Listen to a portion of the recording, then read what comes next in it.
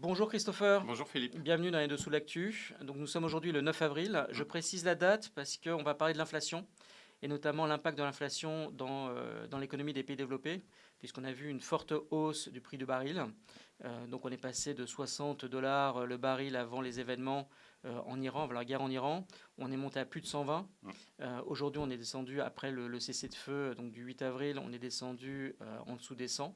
Est-ce que tu peux nous rappeler un petit peu comment se passe ou comment se déroule l'inflation donc du prix du baril aujourd'hui à l'économie réelle? Alors si on regarde juste sur les prix à la pompe, parce que c'est vrai que c'est le gros débat, en règle générale, on va se référer au prix que tu as évoqué, c'est-à-dire ce qu'on appelle le prix spot sur le marché, mais ce n'est pas vraiment le prix réel qui est payé à la pompe. Concrètement, ça, le prix spot qu'on évoque sur le marché, ce n'est pas le prix de livraison des barils de pétrole. Quand on a atteint, par exemple, sur le fameux prix spot, quasiment 120 dollars, la réalité, c'est qu'un raffineur, qui va ensuite, bien sûr, le pétrole est raffiné et va finir au niveau des points d'essence, vous aviez un premium. Alors ça dépendait des régions, mais grosso modo, lorsqu'on était à 120 dollars sur le prix spot, beaucoup de raffineurs, notamment en Asie, en Europe, ont plutôt payé 140, 150 dollars. Ces 140, 150 dollars, c'est le vrai prix du pétrole en livrée qui va être ensuite impacté sur les consommateurs, soit les entreprises ou encore les ménages. Donc il y a cette distinction bien à prendre en compte, c'est-à-dire qu'on se réfère au prix spot, mais la réalité, c'est qu'il faut regarder le prix qui est payé pour la livraison physique du pétrole. Ça, c'est le premier élément et c'est la première voie de transmission qu'on connaît bien. Ensuite, le point qui est important, c'est que ça va au-delà. Le problème qu'on a, c'est que le détroit d'Ormuz, c'est à la fois du pétrole et du gaz en termes de voies de passage, mais c'est surtout tous les dérivés du pétrole et du gaz. Donc ça veut dire que l'inflation, c'est pas uniquement les prix de l'énergie, si on résume, mais ça va concerner aussi bien, par exemple, les plastiques, puisque le plastique est un dérivé du pétrole. Aujourd'hui, les chiffres qu'on a à peu près à date, c'est-à-dire début du conflit, donc fin février jusqu'à ce début de cessez-le-feu, pour le plastique, il y a différents types de plastique, mais grosso modo, on est sur une dose de prix de 65 à 75% du prix du plastique. Alors certes, bien sûr, votre bouteille de lait qui est faite en plastique, elle ne va pas grimper du jour au lendemain, ça ne va pas se voir lorsqu'on va aller au supermarché, ça va être quelques centimes au grand maximum. Ou peut-être d'ailleurs, ce sera le distributeur qui va rogner ses marges. Mais le point qui est important de voir, c'est que l'inflation qu'on a liée à ce conflit et les conséquences qui, dans tous les cas, peu importe l'évolution du conflit, vont perdurer, ces conséquences-là, elles vont être protéiformes. Et la réalité, c'est qu'on n'est pas uniquement sur un sujet énergétique, on est sur un sujet finalement de déstabilisation des chaînes de production, un peu comme pendant la Covid, de chaînes logistiques, parce qu'elles vont tout impacter à un certain stade, finalement, ces hausses de prix au-delà de l'énergie. Je parlais du plastique, mais on a l'Agence de l'énergie internationale de l'énergie qui a publié il y a quelques semaines de cela un document montrant qu'en termes de dérivés du pétrole et du gaz, dans la vie courante, entre guillemets, vous en avez quasiment 150 bien de la vie courante qui, par exemple, la saison des skis, les skis, vous avez du dérivé du pétrole. Donc ça va impacter un peu partout, on va avoir des pics d'inflation un peu partout. Bien sûr, après la question c'est est-ce que c'est durable ou pas. Est-ce que tous les pays sont de manière équivalente concernés? Puisqu'on dit souvent que les États-Unis, depuis ces dernières années, ont atteint Ouais. une autosuffisance énergétique, puisqu'aujourd'hui, le pétrole qui vient du détroit d'Ormuz ou qui passe par le détroit d'Ormuz en direction des États-Unis ne représente que 5% de leur consommation globale, alors que pour certains pays asiatiques, c'est 45%. Et on a l'impression que tous les pays sont touchés de la même manière par l'inflation. Il y aura de l'inflation partout, ça c'est sûr et certain. Il y a deux distinctions à faire. Il y a le poids de l'énergie dans le calcul de l'inflation globale. En Europe, aux États-Unis, le poids de l'énergie est relativement faible. En revanche, dans beaucoup de pays asiatiques, l'énergie et aussi l'alimentation, puisqu'il y a une inflation alimentaire du fait des engrais, est beaucoup plus importante. Donc typiquement, je donne un exemple, en Thaïlande, où on sait que ces deux composants énergie et alimentaire ont un poids très important dans l'indice des prix à la consommation, ça va flamber vraisemblablement. Du côté des pays développés, États-Unis et Europe, on a déjà un aperçu pour l'Europe puisqu'on a eu les chiffres d'inflation. En l'espace d'un mois, on a quand même très fortement bondi. En février, on était sur une inflation à 1,9% Mhm. sur un an, donc plutôt tendance baissière. Elle a bondi en mars, donc vraiment impact de la guerre, à 2,5%. Et concrètement, là, c'est vraiment juste de l'inflation énergétique. Il n'y a rien d'autre qui a changé lorsqu'on regarde Mhm. les composants.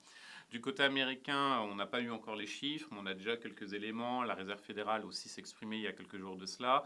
On sait qu'on va avoir un bond de l'inflation probablement là de 3%, parce qu'on était déjà sur une inflation beaucoup plus élevée Mhm. aux États-Unis.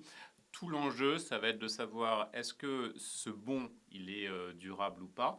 La Réserve fédérale, puisqu'elle a publié son compte-rendu de sa dernière réunion, nous donne une indication, en tout cas aux États-Unis.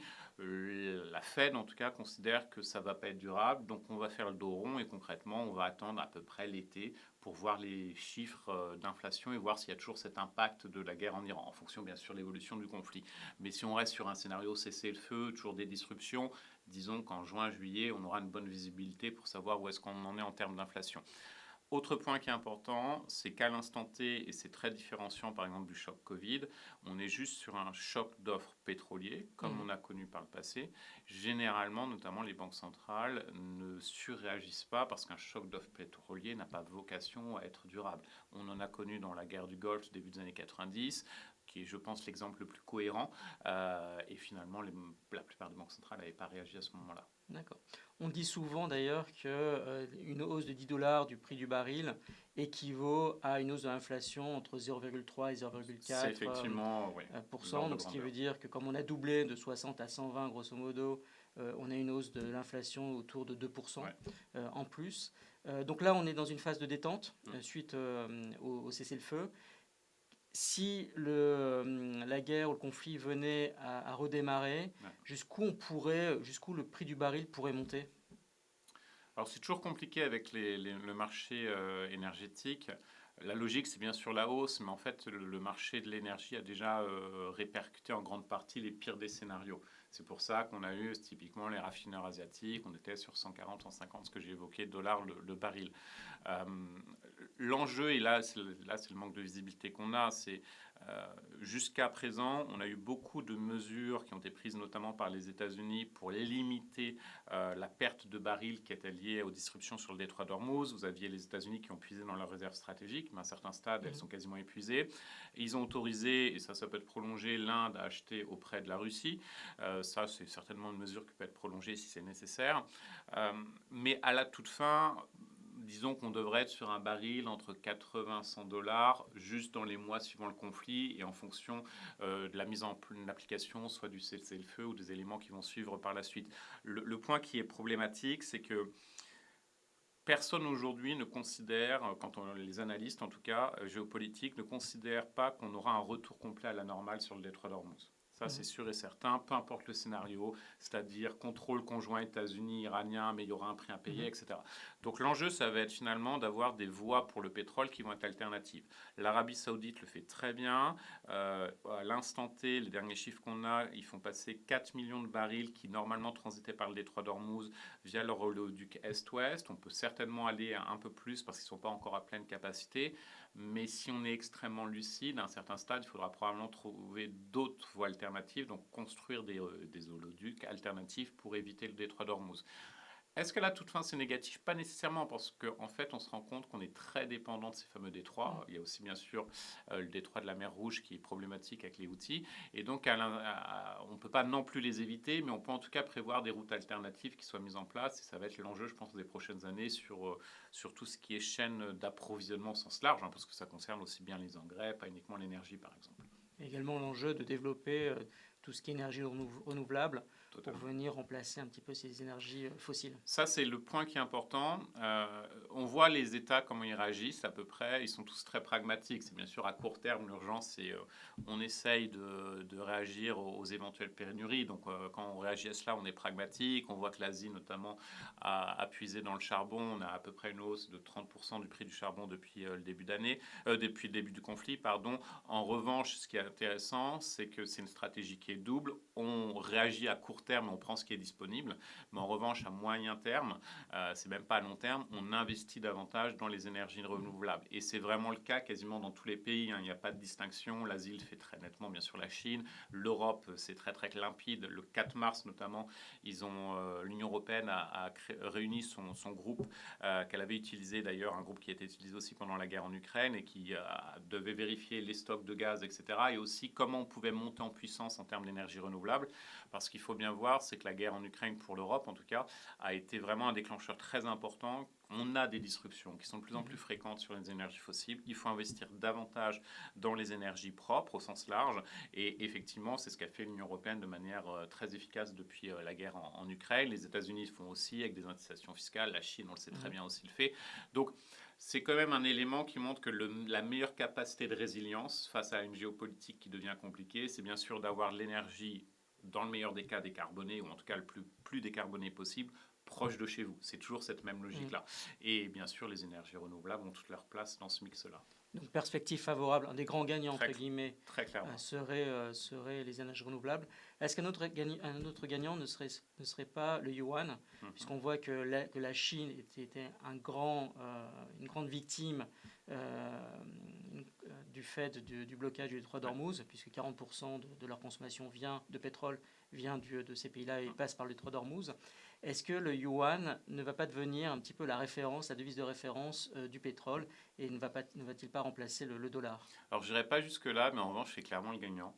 La Chine avait tenté sa stratégie d'internationalisation du yuan depuis 2008. Il y a eu plein d'échecs, il faut être très franc, notamment la triple dévaluation du yuan en 2015, ça a été un coup dur. Les libéralisations financières qui ont été faites, elles ont plutôt échoué. Donc c'était très compliqué. Il y a eu aussi bien sûr les accords de prêt avec beaucoup de pays africains qui étaient en apparence très bien, mais quand vous lisiez les termes et conditions, finalement ça crée un cercle vicieux d'endettement. Et là, depuis la guerre en Ukraine, et c'est quand même le schéma, depuis la guerre en Ukraine, et c'est accentué depuis la guerre en Iran, on voit que la Chine se pose comme devise stable alternative au dollar sans visée politique. C'est-à-dire, si vous êtes un pays sanctionné par les États-Unis, parce que les États-Unis utilisent le dollar comme une arme, eh bien, faites du commerce en yuan. Nous, en tout cas, on est dépolitisé. On ne va pas utiliser notre devise comme une arme. Et c'est plutôt efficace. Vous avez même un ancien chef économiste du FMI qui a donné une interview dans un journal italien il y a à peu près une semaine de cela et qui montrait que c'est la bonne stratégie d'internationalisation du yuan. Se poser en contre-pied du dollar. On ne souhaite pas remplacer le dollar, on n'y arrivera pas. Mais en revanche, nous, on vous propose une devise avec derrière cela toute une infrastructure parce qu'il y a un yuan digital aussi qui est en train de se mettre en place, etc., qui est fiable, qui ne sera jamais utilisé contre vous. Donc c'est complètement dépolitisé. Et ça a séduit énormément de pays. Alors bien sûr, ça séduit des pays sous sanctions, type la Russie, l'Iran, et ça a été confirmé par le Wall Street Journal, demande à l'instant T, en tout cas, aux navires qui passent le détroit d'Ormuz de payer soit en crypto, soit en yuan. Mais au-delà de cela, on voit aussi qu'il y a beaucoup d'autres pays qui peuvent être d'ailleurs amis des États-Unis, l'Inde, je penserais, qui sont tentés effectivement aussi d'avoir un peu plus de proportions en yuan. Donc il y a une vraie stratégie. Ils ont vu la fenêtre d'opportunité. Ils agissent de manière intelligente. Je ne pense pas que ça remplacera en termes de les pétrodollars, mais en revanche, ils ont trouvé le bon angle pour internationaliser leur devise. D'accord. Merci beaucoup Christopher. Donc si je résume, on devrait s'attendre à une baisse de l'inflation si la trêve venait à perdurer. C'est ça. Espérons-le. Autre conséquence positive quand même du conflit, c'est comme ce qu'on avait vu avec le Covid, avec la relocalisation de l'outil manufacturier dans les différents pays occidentaux. Là, on devrait voir une poussée très forte de tout ce qui est énergie renouvelable, transition énergétique dans les pays développés. C'est vraiment l'élément qui va être important. Je pense que le sujet pour une économie aujourd'hui, c'est d'être résiliente. La résilience, il y a bien sûr la résilience énergétique et ça passe inévitablement par les énergies renouvelables. Il n'y a pas d'autre solution et ça fonctionne très bien. Merci beaucoup Christopher et je te dis à très bientôt pour une nouvelle lecture d'actualité.